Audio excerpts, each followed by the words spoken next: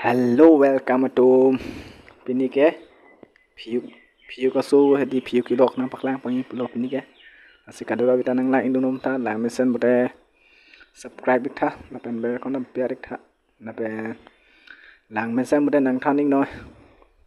Kado ba bita ni nang paklang pon bom bote ho. Kado ba bita nang lang nun mo view kilok he. Ahem sidami ne view kilok. Ke pangrenga tung ahem pu hem di.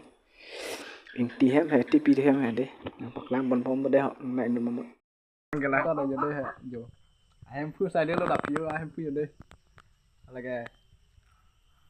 Hello guys, donatum jo fiyo kilok lang mesen dio ke pangreng itu ahem dam elo ni na paklang alo mate di lasi kado ba de nang lang mo mo fiyo kilok arti lang me pik pika nai te nang tham no he kado ba bita like na pitu noi la pen nang lang dun tame la pen subscribe noi kado ka beta nang lang indun momo la pen bel kono ber thade kado ka beta la pen nang lang indun tame nang lang dun ma bede ti ning oi pik ti ni ke la se yo phiuk kilok na paklang la pen ni gar che lang me pik pik yo phiuk ta johnny ta alu ro no ge handi pi dange pangreng re namne